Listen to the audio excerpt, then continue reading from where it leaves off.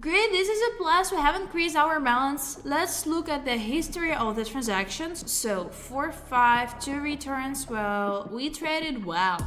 Hello guys, I'm Samantha, and today we are going to talk about two indicators, bears and bulls. But before we start, I'd like to remind you that if you're interested in joining to my VIP Telegram group where I share all my trades, you can text me directly on Telegram so I personally answer you and add you to my private group with signals. Please don't forget that there is a limit of just 100 people, so you need to be quick to be there. Today we have two indicators, but in fact it is one indicator. This is an indicator that measures the strength of bulls and bears. It was developed by Alexander Elder for stock markets, but it can also be successfully applied for other assets. Why do we need such an indicator? First of all, in order to demonstrate the trading power to the buyer in the market, or bulls, as it is customary to call buyers in the market. If the buyer is stronger than the sellers in some period, then an upward trend is established in the market, and if the sellers are stronger, then the price is reduced for the balance. The indicator of the strength of buyers or bulls allows you to determine the slightest change in the trend and thereby predict its possible change in the future. The moving average is used as a basis in this indicator. It symbolizes balance for a certain time period. Another important parameter is the price peak. It allows you to determine the maximum strength of the buyer for a certain period. So in general, it is customary to track this indicator on a histogram. Now I'll show you how it should look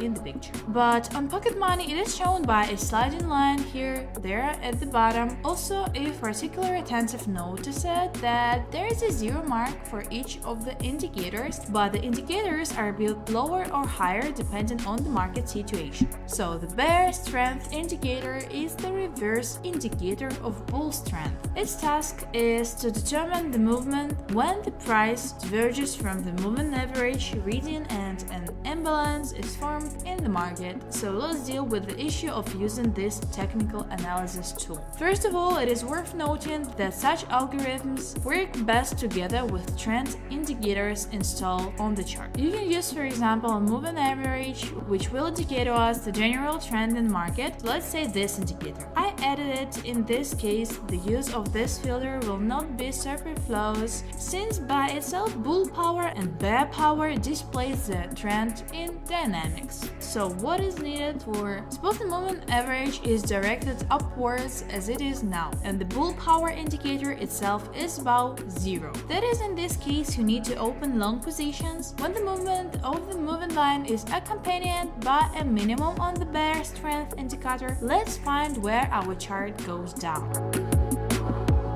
Well, for example here, when the movement of the moving line goes with the minimum on the bear strength indicator, a downward trend develops in the market. If the moving average line has turned up, the bars no longer update the minimums on the indicator, then we see a reverse upward trend. Also, the disadvantages of these indicators include the fact that they cannot be used separately without a moving average. If you lose an important filter, the clumps will be removed chaotically. The disadvantages include using divergence.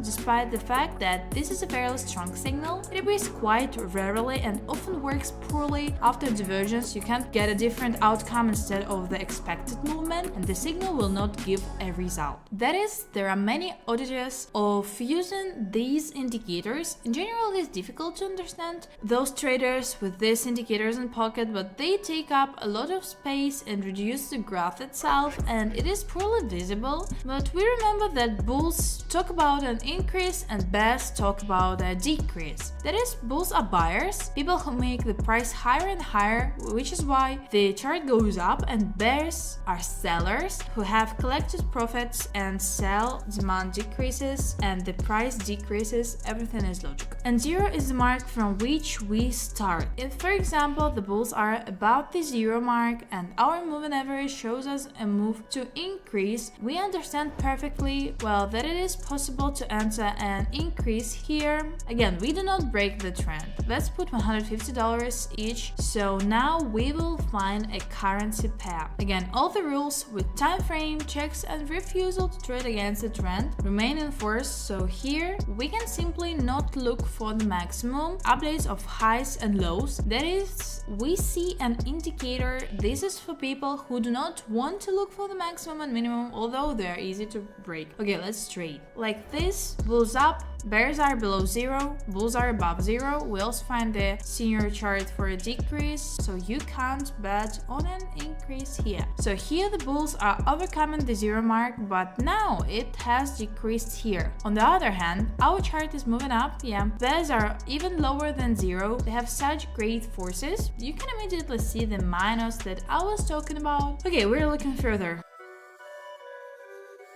Here we have bears above the zero mark, but we also have bulls above zero. But the moving average tells us about a decline, and in principle, a downward trend. Yeah, well, it's difficult here, of course. Here both create a sideways movement. It's difficult to trade.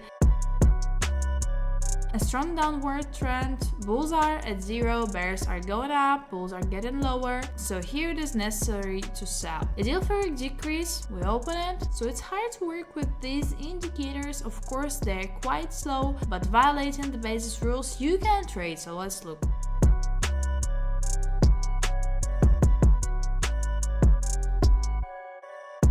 I don't understand. Is this a plus? Yes, this is a plus, but it is on the verge. Of course, there are disadvantages on these indicators. While the transaction was going on, I remember that I explained a little incorrectly. Look, we have zero for two indicators. It is now closed, but here it goes to zero, and here it is extended, and here it is also zero. That is, if we have a downward trend and the bulls are below zero and the bears are at the bottom and moving down, then we can trade on a decline. In the situation goes the opposite. For example, here our chart went up and this movement average would go like this, and the trend will be on the rise. It would be necessary for the bulls to be above zero and go up, and the bears to be above zero or at the border. Then we will be able to trade on an increase. I hope now it is more or less clear. Here we are at some terrible moment again. These indicators are very strange. If you don't trade on them, you just look bears or bulls, who is stronger in the market. So then it's good, but it's difficult to trade with them. We understand that the trend is moving down, but according to the indicators, we have everything at the top. That is, the bulls went up and buy. Okay, we go further. There's a sideways movement. Here's clear, the trend is down, but the sideways trend so here we have an interesting moment to trade on an increase, so we will do it. We open a deal for an increase, and let's look. After the deal, I'll explain why.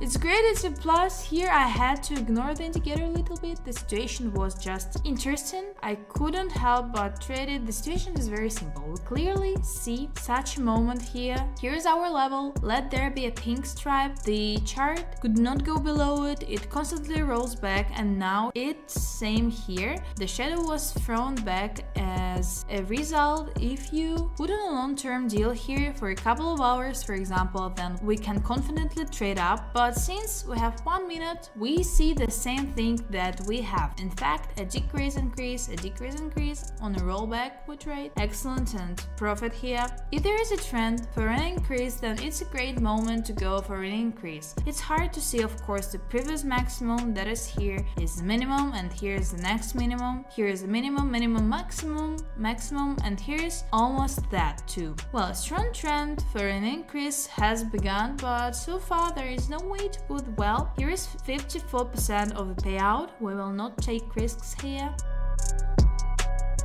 I find a lot of moments where we need to break our trend and put the indicator on, but I no longer believe in this indicator. But in compliance with the rule about the trend, that is, we have a decrease now. Here is a zero and here is an upward turn, but it is dangerous to trade in a sideways movement, a dangerous deal. Here we have a sliding one, but it goes sideways. That is, it goes up, down. Well, let's open a deal and watch.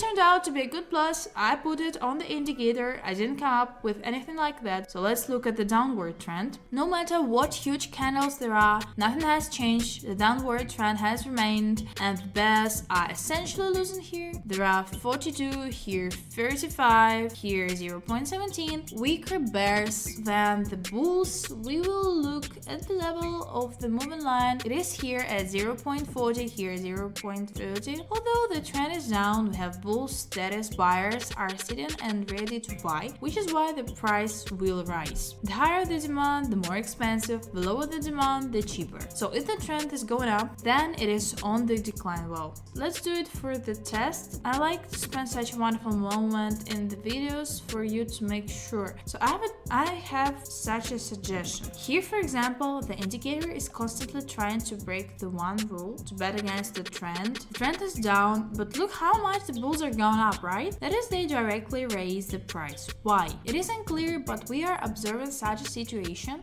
The probability that we will now trade and sharply the candle will go up is huge. So okay, let's trade $60 on the increase. The deal is open and let's watch.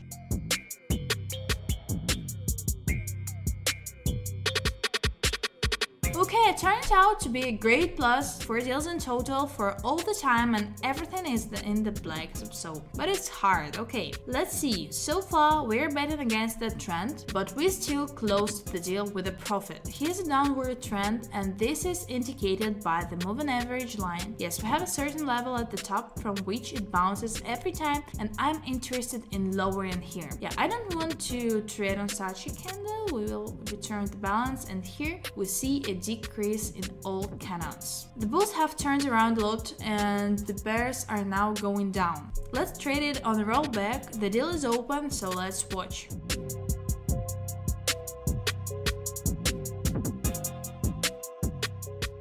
Wow, I have just no words how we got to this. Just look at the hourly time frame. I'll explain you clearly what's happening. Just look and imagine how lucky we are. Here we have a level from which the price bounces all day and cannot break through it throughout the day. But I have drawn it pretty evenly and we have not broken through this level since 10. And only we have set it, we get all the delights on scalping. It's just that it's not a pity for such minus. It's extremely rare. So at the moment it was not possible to predict. All day the price was only bouncing down from this level, and now the breakdown occurred exactly on my transaction. A sharp change in the trend to increase. We can once again do it with you in a smart way and trade on an increase, because this is a change of 100% and it will grow, and you can also earn money on this and trade more. So let's put 150 and cover that historical minus. So let's watch.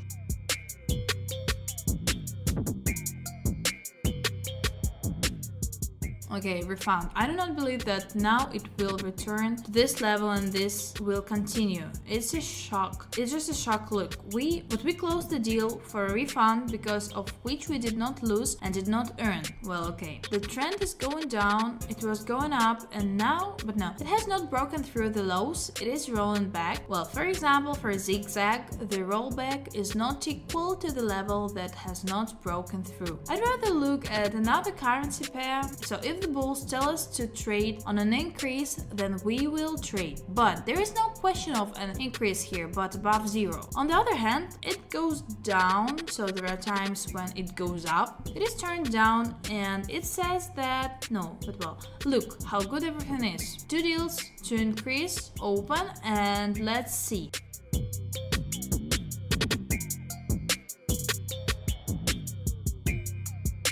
Great, this is a plus. We have increased our balance. Let's look at the history of the transactions. So 4, 5, 2 returns. Well, we traded well, so very good indeed. So we have 1 minus here, so of course it was possible without minuses, but what can we do? Interesting trade, interesting video, 2 weird indicators. That's it, thanks for watching. As for me, using the inputs of these indicators is a strange idea. It's better just to see how much purchasing power exceeds sales. Well, it's interesting. So this is an important parameter and it needs to be monitored. So I'll leave it like that. So thank you so much for your support, for your comments and likes, and bye.